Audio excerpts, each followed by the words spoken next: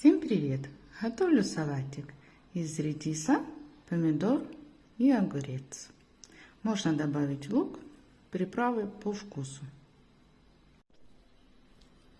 Все порезали, все овощи, смешали, заправки по вкусу также. И вот такой вот салатик у нас получается. Всем приятного аппетита! Подписывайтесь на мой канал.